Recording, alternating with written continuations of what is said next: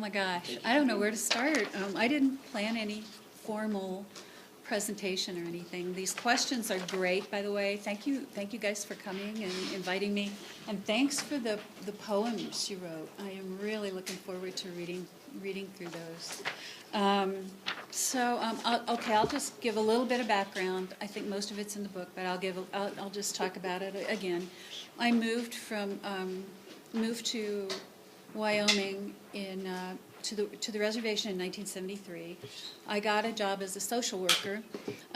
It was not a job with the Bureau of Indian Affairs. It was a job with the county, Fremont County, which is part of the state of Wyoming social work system. So I was basically a state employee.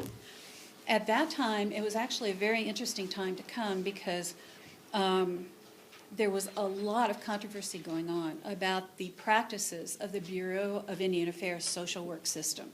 And it was just a few years after that, I think 5 years after I came there, that the Indian Child Welfare Act was passed. One of the abuses that was going on at the time was that Indian children were being removed from their homes and placed in non-Indian foster homes or adopted out, oftentimes without parental permission. So the state was invited in to provide social work programs on the reservation, and that's where I stepped in. And I started those programs initially, and we hired a couple of other social workers. So I did that for 4 years, and that's how I got to know everybody. I personally worked primarily with the senior citizens programs. We did Social Security eligibility, and we did elder abuse, and we did senior citizens meals and things like that. So that was my introduction to the reservation. And I think because I was seen as a real positive person, because I was bringing a lot of services, particularly to the elderly, that people were real interested in working with me, and they were real open with me, and wanted to get to know me and know what services I could provide. I did that for 4 years. Then, I was going to move on, but I wound up getting married and having a family and living in Lander, which is just a few miles from the reservation. And I've been there ever since, and my husband and my family and I have lived there ever since. I started taking pictures when I first came as a social worker, and some of the early ones aren't too good. Some of them were sort of strokes of luck and turned out pretty good. But I was teaching myself the whole process. I hadn't done photography much before I came here, so I was teaching myself darkroom work and printing, presentation of photographs, and also teaching myself what was acceptable to the people in terms of my taking photographs. Ceremonies are off limits, funeral and burial kinds of things are off limits, still are. But a lot of other things weren't. So it took me a long time to kind of sift through that and learn where I could fit in with my photographs and learn how kind of far I could go into the culture with my photographs. So I've been doing it ever since. It wasn't until I was real lucky in the 1990s. By the 1990s, I was starting to have a lot of exhibits. Most of them were within the state of Wyoming, just small traveling exhibits, but one was through the Buffalo Bill Historical Center in Cody, Wyoming, and that traveled nationally, not to big venues, but to a lot of art center type places. And so I got a lot of exposure, and people started to sort of recognize my name at that point in time.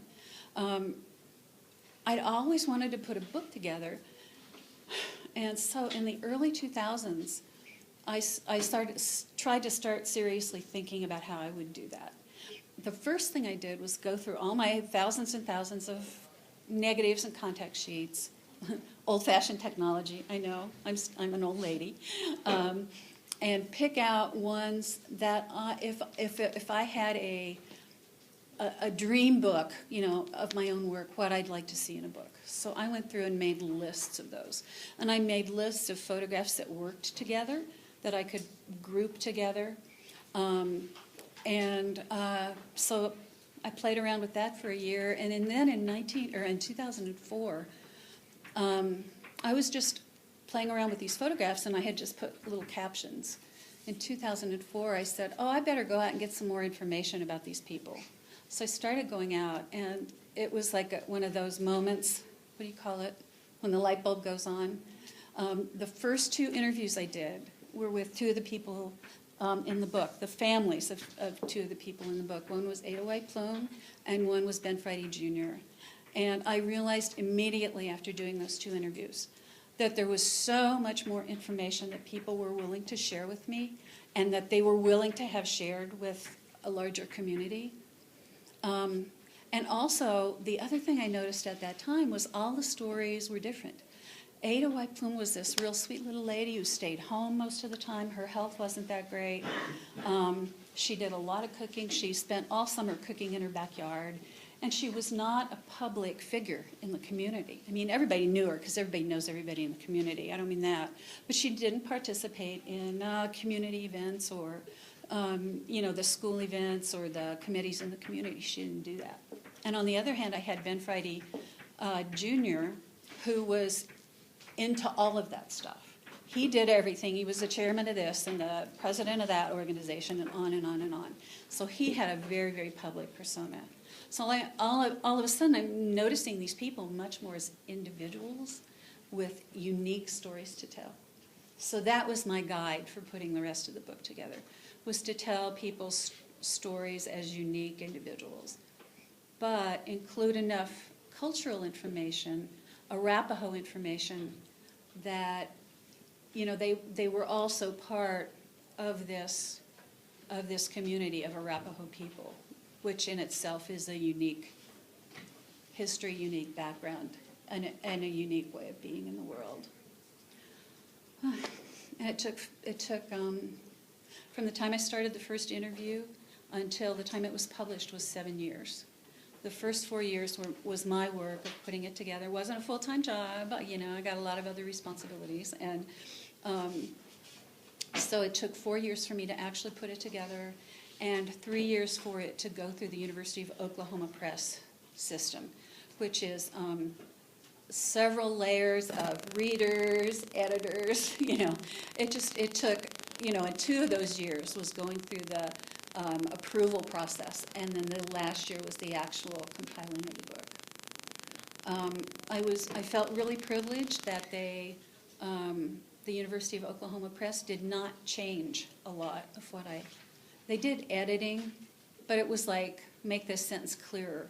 It wasn't like an overall edit that forced the book to be something that it wasn't, because it's, it's sort of just what it is. And it was unique, so I felt really lucky. One of the things I always feel a little bit compelled to explain to people is that in the sections where there's more than 1 or 2 pictures, where there's actually a sequence of pictures, I had in mind that all those would be on over a 2-page spread. They would all be together so that you would see kind of this brief sequence of pictures with different expressions on people's faces. But when the layout team did that, they did it this way. And I wasn't going to fight them. It looked so nice. I said, I wasn't going to go back and say, oh, you got to do that all over again. So I think if I had known that when I started, I maybe would have selected a slightly different group of pictures. But it's all a process, and it's all ongoing, and it's all, it just turns into what it is. And so that's the story of the book. Questions? Do you want me to start answering some of these questions? What would you like? Oh, one thing that came up that I have been thinking a lot about lately, because I had an unusual, probably for you guys it's a typical experience. For me it was an unusual experience. I got contacted by an old college friend on Facebook. So we start emailing back and forth. And we had done all these things together in college. And his stories of what happened and my stories of what happened are not only different stories, they're totally invested in with different emotions and have different significance to us. So that made me reflect on the stories in the book and how the stories in the book sort of came to be. there were contradictions between stories, and one of the funniest one was there's a story in the book about Flora Dewey and her arranged marriage. Well, Flora Dewey's best friend was an old lady named Helen Cedar Tree, and when I told her I was working with Flora, Flora's family, because Flora had died, and I said, and they were telling me this great story about her arranged marriage. Helen said, that wasn't an arranged marriage. They knew each other. And so what do I do here? I mean, obviously, I have to give voice to the people who tell me the story, and it's their story. But I got to thinking, why are these stories different? Why do these people have different perspectives on the story?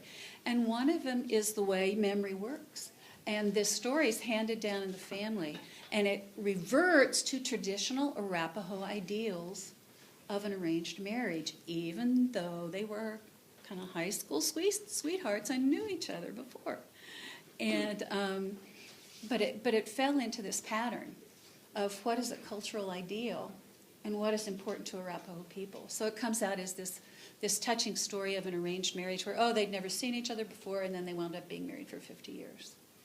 But anyway, so that's the kind of things I was always juggling, but always returning to the story that was given to me by a family or by a person, and expressing that story, because that's their story, and it's real to them. One of the questions was about arranged marriages. Arranged marriages. Still practice? No.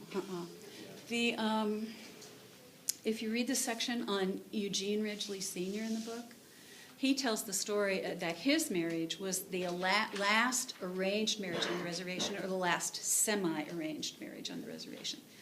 And it was a situation where he returned from the war, from World War II, and the young lady down the road, Lucille, he'd look at her and just really got interested in her. And the family said, no, and kind of kept her apart from him. And so he had to go through the whole process, the whole old process of arranging the marriage, which is you go to elders, first in your family and then into the girl's family, and get them to all talk about this and this, would they be a good match? Is this a proper, they always have to check out the relationships, if anybody's related way back, to see if this in fact would be a legitimate marriage. And so they go through that whole matchmaking process. And then they got married. And that's the last one. I've talked to a lot of people about it. So that's the last one I know. And that would have been in the 40s, the late 40s. But people still hold that arranged marriage up as an ideal, because a lot of those marriages were really successful. And today it's just like every place else, there's a pretty high divorce rate. Let me see, if you read the section on Edna Moss in here, it talks about how she, it's actually one of the few recordings I did. People have always been really sensitive on the reservation, the elders, about being recorded. And and I've looked into that, about why people didn't like to be recorded. And there's a really strong sense among the elders that what you say is extremely important, and it needs to be right, and it needs to be true. And the way and it needs to be confirmed by other people. So if you just start talking into a recording and your words are preserved for however, forever, it may not meet that ideal of being true, being factual, being fair, because there's nobody there backing up these stories or anyway. But Edna Moss's daughter was a good friend of mine, and she was a very, very outgoing personality, and she did not mind being recorded. So anyway, the story told by Marie Willow about her mother's arranged marriage is really interesting, because that was a true arranged marriage in the sense that, the elders got together and decided these two needed each other, and they didn't know each other. She'd seen him once. And it took 2 years after the marriage ceremony before they actually established a relationship. She was scared to death of him. She was like 13, 14 years old at the time. And she was scared to death of this man who was, and he was kind of a little bit of a tough guy too. I mean, he was, kind of a little, real strong personality. And she was just scared to death of him at first. And then by the end of their marriage, she's the one who has all the power in the relationship. She's the one who has the checkbook. She's the one who tells everybody in the family what to do. So it was this evolution, this change in sort of a natural evolution in the changes of their relationship over time. So that was one of the stories I thought was really important to tell, was to show that kind of an evolution in arranged marriages. But don't see them today.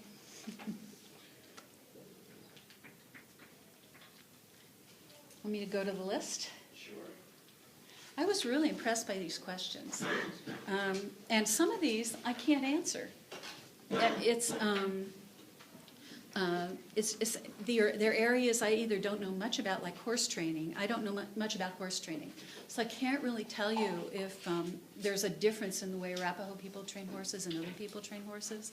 That's one of the things I'm working on for book 2. I've been working with some of the horse people on the reservation. The family that I was adopted into, the Moss family of Ethity, were not horse people. They had been, of course, generations back. Everybody had been horse people. But, from the time that I knew them, the family had owned no horses. They had no interest in that aspect of the world. And so I didn't get to know a lot of people who were horse people. So when I decided to do volume 2, I said that's one of the areas I'm going to explore, is because it's within the reservation world, there's another world. Just like within our community of Lander, the community I live in, I compare the two communities a lot. And there's a whole section of people in the town of Lander who are horse people, and they do all these horse events of various kinds. Same on the reservation. There's a segment of the population that is really into horses. And of course, there's a very strong history of horses in Arapaho culture. And they are very, very important as symbols. They're still important to a lot of people as symbols of wealth. And it's a real connection to the past. But some of the families just didn't go in that direction. The ones I've been working with have an extremely strong generation after generation after generation of horse stories, horse training, roping events, rodeo events, horse racing. So those are some of the people I've been interviewing. I took pictures last summer at some events, and then this winter I've been interviewing people. So I can't answer. Maybe at some point I'll be able to answer the question about horse training.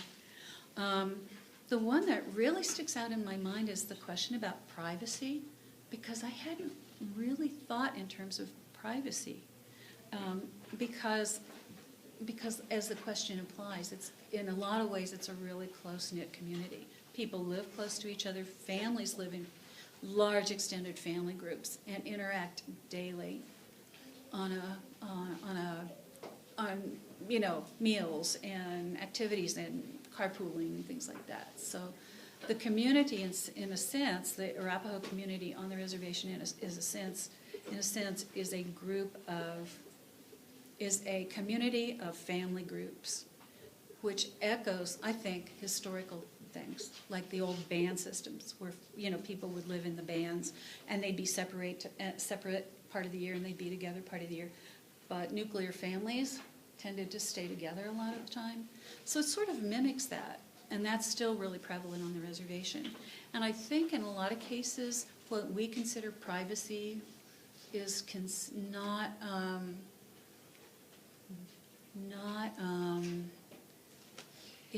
they're just so used to being together all the time and interacting constantly that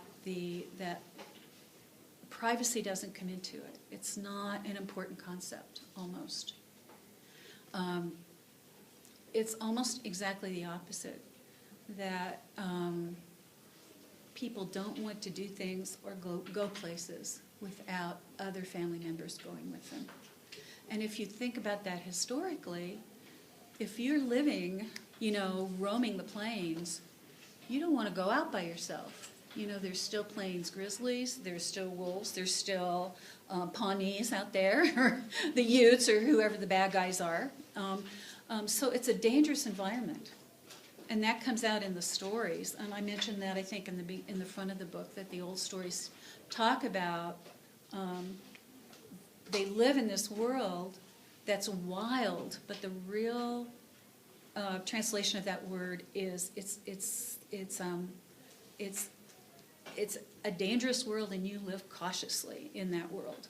So people in these family groups still live cautiously. So when they go to town, they go with family members. Somebody like me coming into the community is like, what? You travel all over the country in your car by yourself? Because they go with groups.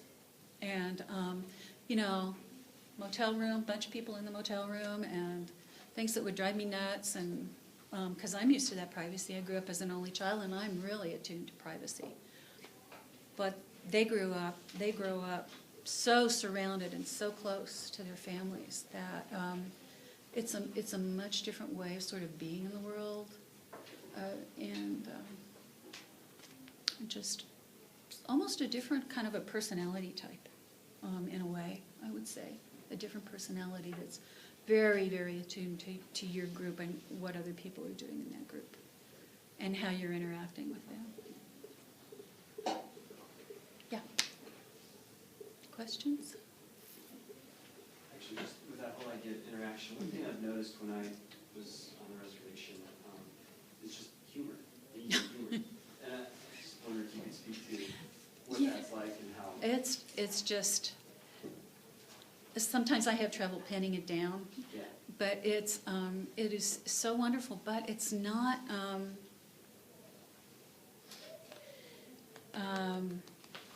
It's sort of not like our jokes in a lot of ways that are sort of based in a wider world. I'm having trouble thinking of examples, but a lot of the humor is directed at other people that they know and in the community.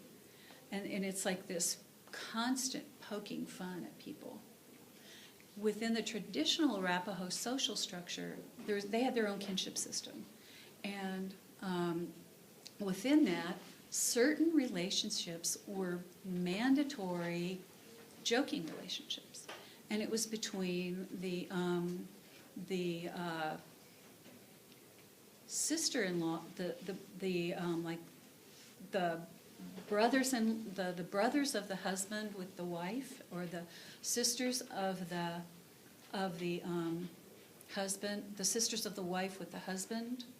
So there was this constant poking and making fun of each other and joking, and you don't see that in the section on Annie Martina Bull, how she named her cat after her brother-in-law, and that was that would be a joke, poking fun at the brother-in-law. So there's that constant kind of a thing, and there'll actually be people in the family who are sort of designated jokesters. I guess every family kind of has that, right? All of our families, there's one crazy brother who's always making jokes and poking fun at everybody. Well, that'll happen. That happens in those families too, and they're constantly poking fun and making jokes. And it's, and a lot of it has to do with food and how much people eat or don't eat. And then it gets into personal quirks. And it's things like that we would consider private, and if somebody talked about it, it would be maybe offensive, but they joke about it, and it's a joke in the family about how somebody snores, for example, or how, and some of it gets into bathroom humor kind of stuff, so it's constant. It's just constant. And one of the ladies I'm working with for Volume 2 invited me during this Sundance to come to her camp. And I don't know if you can picture this, it's a huge encampment, and finding one family's camp or another is really difficult if you don't know where it is, or you don't like get a ride there with somebody, because it's this huge, I mean, thousands and thousands of people are there. So I said, well, how do I find your camp? This woman said, oh, you come meet with us. Come meet with us. I said, well, how do I find your camp? She said, well, you drive over there to that new section, then you get out of your car, and then you stand there for a minute, and where all the laughter and hooting is coming from, that's our camp. Because they were, oh my gosh, a whole bunch of sisters that were just constantly joking and laughing and telling stories. And it's a much different stereotype than a lot of the old stereotypes of the stoic Indian that you see in old movies or something.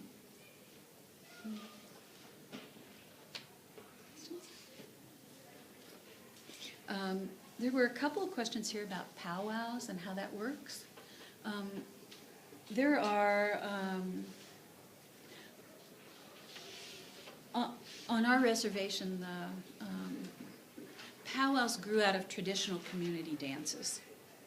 They started in the 1950s.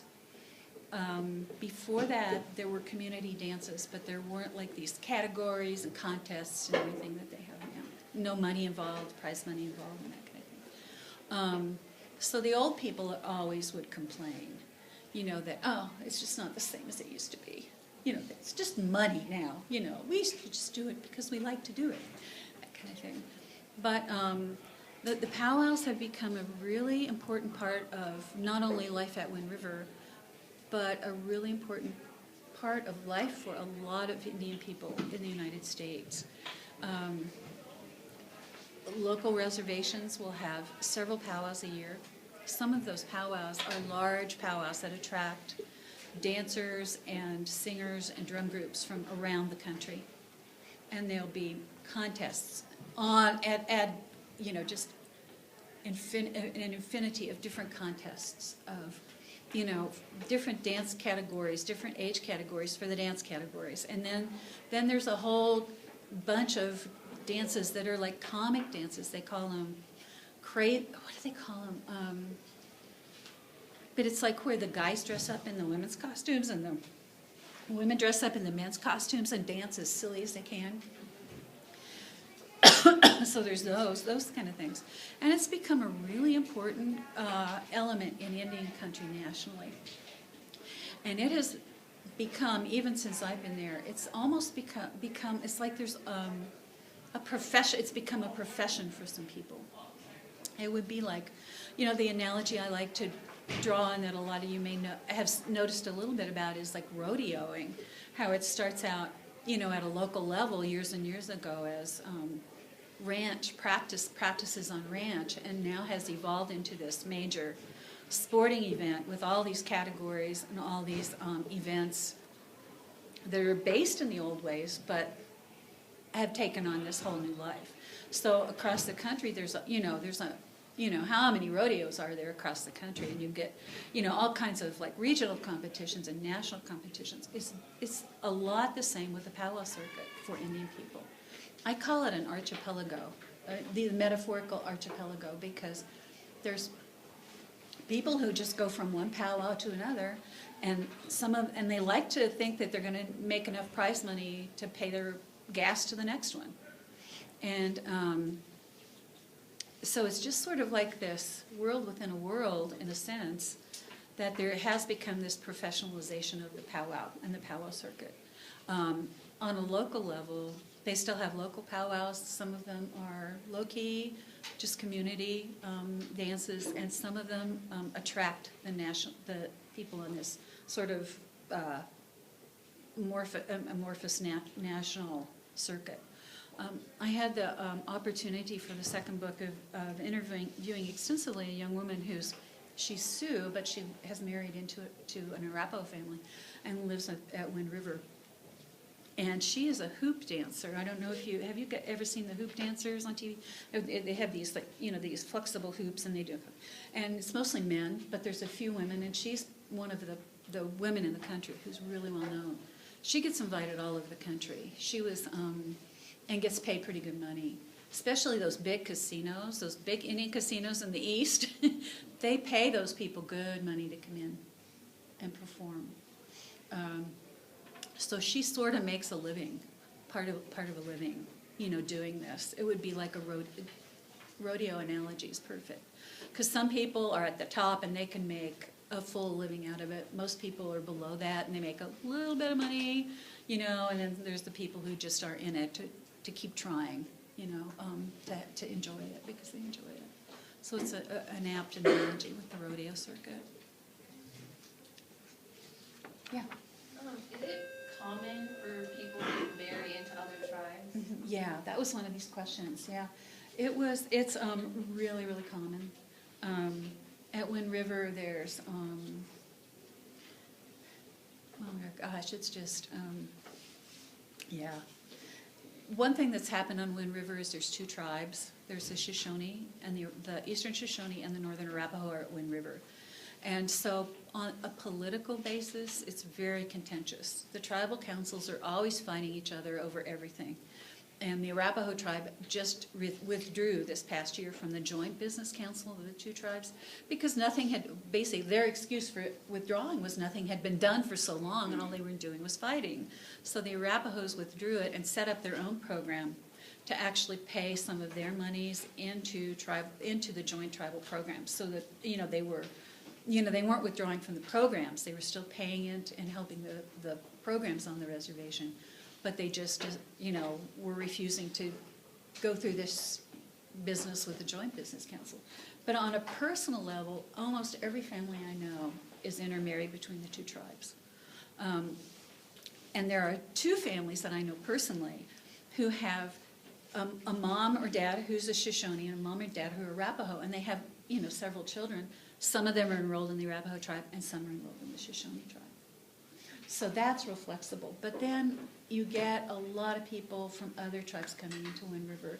The Arapaho historically had deep ties with both the Sioux and the Cheyenne people. So it's mostly those tribes, but it can be any other tribe.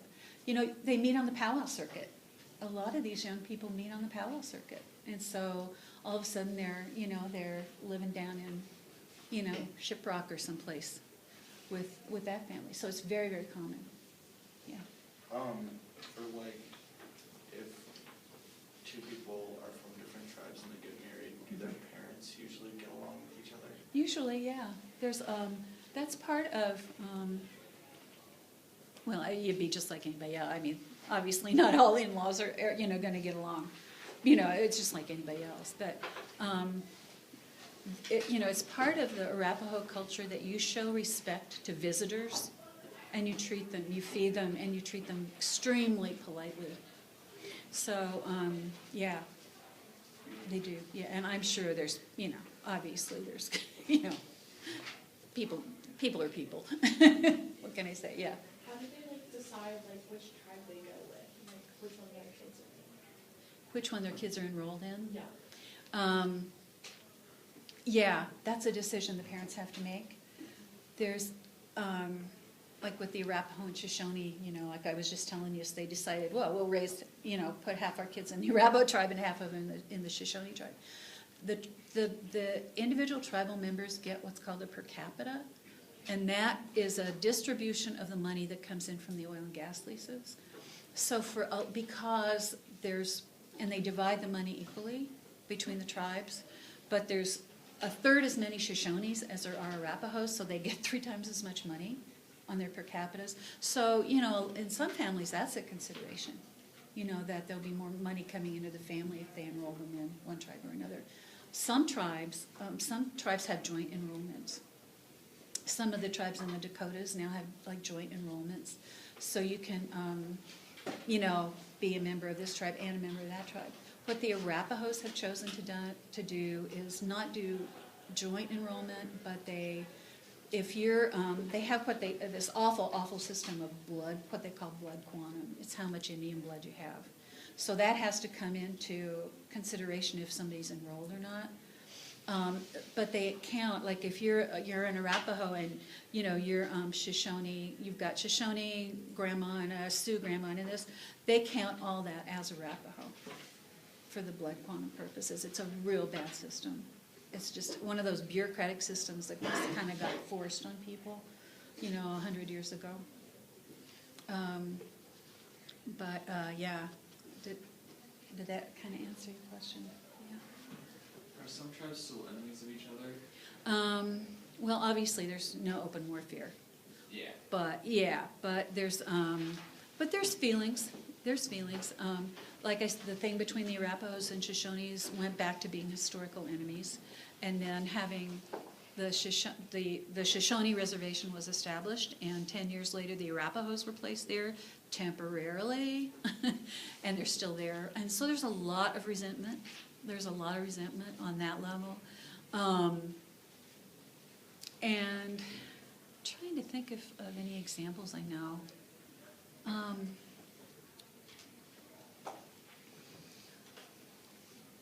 Some people have a little bit of trouble with Pawnees, because Pawnees were really aggressive. Some of the tribes that sort of had this kind of historical aggressiveness, and they, some people will, maybe pick out. But then the interesting thing was one of the most aggressive tribes on the plains, in the southern plains, was the Comanche. And the Comanche actually are Shoshone.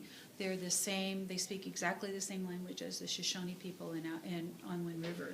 So they're considered sister tribes, but yet they were, the Arapahos, viewed them as one of the aggressors that helped push them out of the southern plains in a lot of cases. So, it's, it's just like any place else in the world, it's an historical quagmire.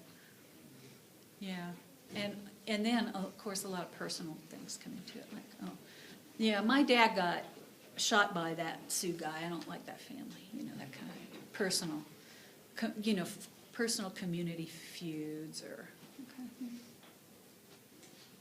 It sounds like you've been privy to some traditional things that most non-Indians don't get to partake in. I was curious, this is my own question, I'm being selfish, but I'd be interested in hearing, obviously you've been at a Sundance. Have you been part of a UEP ceremony?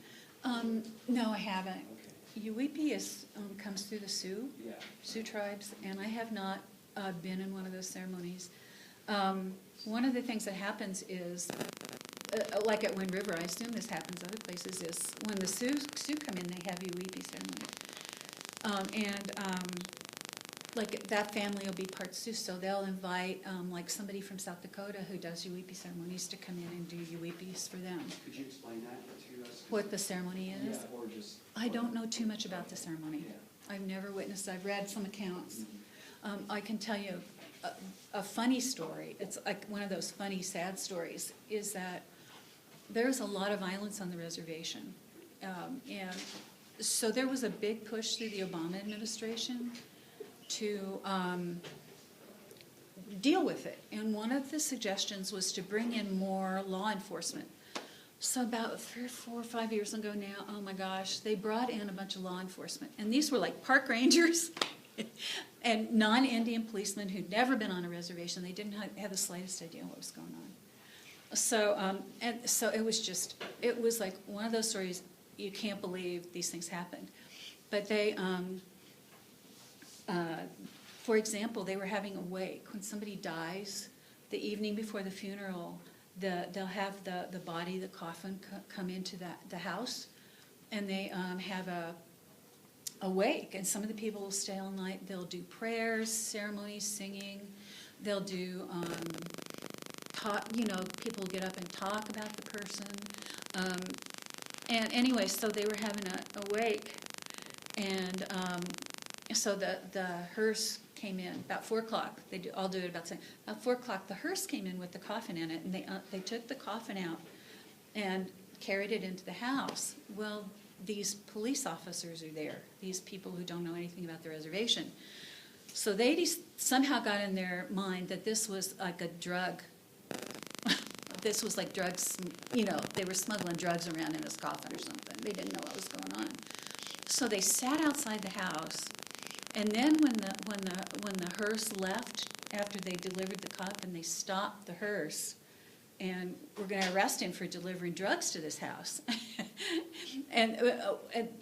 But what made me tell this story was one night, another family was having a Yuwipi ceremony. And it was for a woman who was really ill. She died shortly afterwards, and she was part Sioux, so they were doing a Yuwipi ceremony. These, like, 4 cop cars came and parked outside the house for the entire night while this Yuwipi ceremony was going on. And people kept coming out and telling them, we're having a Yuwipi ceremony. They didn't know what it was. They thought with a group of people gathering at a house and spending all night singing, something weird's got to be going on, you know. So that's, I'm sorry, I didn't mean to get off, but yeah, I don't know much about that ceremony. The Sundance is a large community gathering that happens every year. It lasts for a week, and it's open to anybody who would like to come. And I mean, anybody can come and watch on, like the watch-on's the appropriate word, to the ceremony. And then the individual families establish camps in it's a large field area. Individual families will have camps, and you can be invited to camps. But you can come during the ceremony times and just watch on if you want, if you're, you know, polite. I mean, I've seen some people get kicked out, and one time this tour bus pulled up. It was one of those, you know, big old tour buses, and this tour bus pulls up right in front of the Sundance Lodge, and these people get off. And they've got these little tags that says such and such Legion Post, Fort Lauderdale, Florida, or something, right? So here are all these little people, and they're getting off the bus, and they've got a sack lunch in one hand and a folding yard chair in the other hand, and they're marching off the bus, and they park themselves right in front of the Sundance Lodge. You're not supposed to have food. You're not supposed to have food within sight of the Sundance Lodge because the men in there are fasting, so the food stays. There's some food that's brought in to be ritually blessed, and then it's taken out, and the food is all in the camps. So you don't have food, or you don't drink in front of the Sundance Lodge. So here these people sat down. So I walked away. I was watching on for a little while. I walked away, and I looked back, and by the time I got back to the family came over, that bus was pulling out. You know, so, and there was these surfboard guys came through one year. And they were playing surf music real loud and driving around the camp like this with the surfboards on top of their car, and they got asked to leave. But I mean, if you come and, you know, and act reasonably polite, people are appreciative that you would come and be interested enough and have enough respect for their ceremonies to come and watch and act respectfully and try to see what's going on and learn what's going on. In addition to the Sundance, which is the head ceremonial, there's a lot of others that go on. There's a lot of ceremonies, smaller ceremonies that build up to the Sundance. There's a whole sort of cycle of little ceremonies. I've been in a couple of those. I haven't been to a lot of them. I try not to, one of the things I have always tried to do is not to, like, put myself in situations where it's not appropriate for me to be necessarily, unless I'm specifically invited for a specific reason. And so I do know that there are a lot of these ceremonies that go on that I kind of know about, but don't. Native American Church, I don't know if you've heard about that. There's a section on that in here. It is very important on the reservation. It's a religion that started in the Southwest and moved into the Northern Plains in the latter part of the 19th century, and it's based on the ingestion of peyote, which is an hallucinogenic, but it's all done in a ritual fashion, and it's highly controlled. It's not something that's abused because it's considered a sacred rite, and it's not something, I mean, there's a lot of drug abuse on the reservation, but peyote is not one of them. You know, it's meth, and it's prescription drugs, and it's alcohol, but it's not peyote. So that's done in a very controlled, ritualized way. I have, for personal reasons, chosen not to go into peyote ceremonies, but there's feasts before and after, and I go to those a lot. One question was, what's the number one medical problem? Oh, yeah, medical problems. A lot of people have a lot of medical problems. And it's just sort of a whole cycle of poverty thing combined with a lot of alcoholism. So you find a lot of people who just have, diabetes is really bad, the diet's poor in a lot of ways. And so diabetes is probably the number one medical condition. Heart disease is very common, obesity, overweight, and all the problems that come with that, including heart and diabetes. That's a big problem. And I don't know how you address that. There have been programs to try to address that, and I don't know how you address it. One of the problems is because people live in family groups. One of the problems is there's never enough money, for everything you need. And the other one is that people live in these family groups, so you're eating with a large number of people several times a week. And I'm talking up to 50 people, not a little, like 10 or 20 people, but, as many as 50 people can come together anywhere from once to 3 times a week to have big family dinners. And different people take turns buying food for that, and you don't have enough money. So you're not going to buy, a lot of real expensive food. And also, people just aren't in the habit of eating things like vegetables. So it's a lot of like pizza and hamburgers and a lot of meat, and a lot of starchy things. So it's, it does not contribute to, overall health. And that's the one place where I open my mouth is trying to convince people maybe they need to eat a little better. Boy, it's hard. It's really hard to change eating habits that have been ingrained for generations. Really, really difficult, especially in those large. One time, these French people came. They came to Merle's house. She had met them. Merle, who will be coming later to talk to you, a couple weeks, I guess, and some of the others from the reservation were invited to Europe as a performing group. Again, I'm talking about that professionalization of performance, of the dance performance. So they were over in France, and they met these people. So these people, Merle invites everybody, to come. So sure enough, this French family shows up at Merle's house. And they were real nice. And the family was Merle's family is my family, and extended family, it's the Moss family. And they were really nice. They were there for a couple of weeks. So at the end of the 2 weeks, this woman prepared this amazing, huge amount of food, French food. Nobody ate it, except me. Oh, that's really good. And you'd think, like wine stewed chicken. It's like, that's not that different. What's the, yeah. Anyway, but you get into eating patterns that are so set. I grew up in a little town in Indiana, and I can compare my little town in Indiana to the reservation too, because it's a real little town. It's kind of isolated.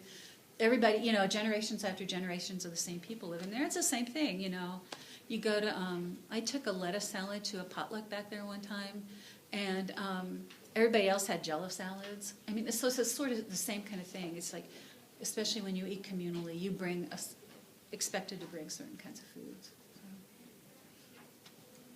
So. More questions? Taking down for the last 8 minutes or so. Oh gosh, You guys have questions? new questions, old questions. So are you related to Merle, you said? Yeah, her sister took me as a sister, which means she's my sister too. And then her mother was my mother, and this is in the Arapaho way. That was one of the questions about what Arapaho way is. And Arapaho way we can refer to. It refers a lot of times to kinship, and in the traditional kinship system. Gosh, I don't know. I haven't tried to diagram that for a while, but the way it works is that all the children of two sisters, all the children are all brothers and sisters. So I'm not explaining this well. The cousins would be brothers and sisters, would be considered brothers and sisters. Now, traditionally, there was a distinction between what are called cross cousins, which are, it's like the your mother's brother's children would be, there would be that gender difference there, would be cousins. So traditionally, there was a distinction between, all the brothers' children were, all the brothers, their children were all children, but their sisters' children would have been cousins. And so when I first came there, there was still kind of that distinction, but that's kind of evened out over the years. So now everybody in that family who's of that generation, who would be like a cousin generation, they would all be brothers and sisters. So if they're talking about, oh, he's my brother in the Arapaho way, it could refer to that somebody is a cousin, even a second, and that can be carried out even into second cousins and third cousins. Or it can refer to sort of a chum system, what they called a chum system, where you're my best friend and you're my chum, and I'm going to take you as a sister. So it could be in that way too. And then that person who's taken as a sister is a sister to the other brothers and sisters over here. So it's a very, it's a system that pulls everybody in and makes everybody related. So that's one way that term, the Arapaho way, is used.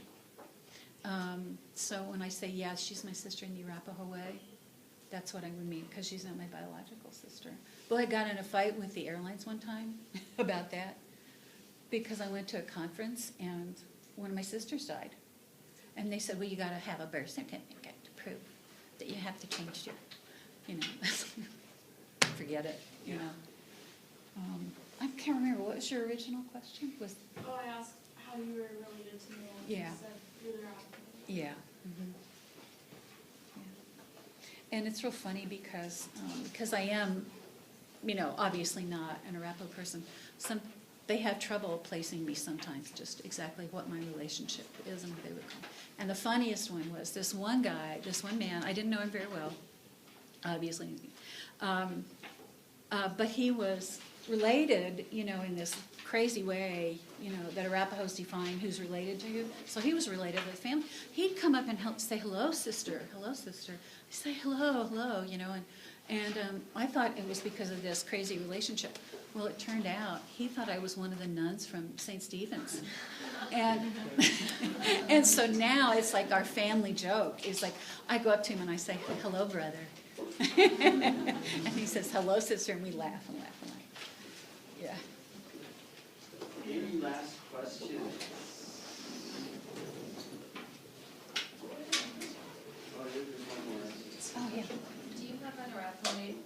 They gave me the name Hanase, which means Sky Woman. And that was given to me, it's in the front of the book, by Ralph Hopper, who was the elder of the Moss family at the time. Yeah, and that was back, way back, yeah. But names are real interesting because they can be given or taken at any time in a person's life. And somebody asked about how old can you be. There was one story in here, actually this story of Eugene Ridgely. He was given a name after he died. He had given away his name, and he didn't have an Arapaho name when he died. So the family wanted him to go home with an Arapaho name. And so they gave him the name Grandfather Soldier, because he had been a decorated World War II veteran. After he died, they had the elders come and do a naming ceremony after he died, and gave him that name so that he could. And then they had these beautiful crosses that they make for the burial. And so that's on his cross. Yeah. So when would you use one name, like your Arapaho versus your, other name?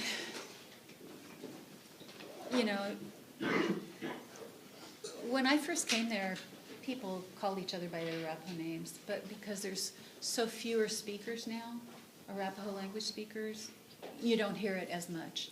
There are 2 or 3 people in the community who've died in the past 2 or 3 years that were known almost exclusively by their Arapaho name, but that generation is gone. That generation where people were known exclusively by their Arapaho name. So now it's almost like a symbol that's used. It's like a symbol of your belonging, and it's a symbol of maybe a relationship to an elder who's passed, who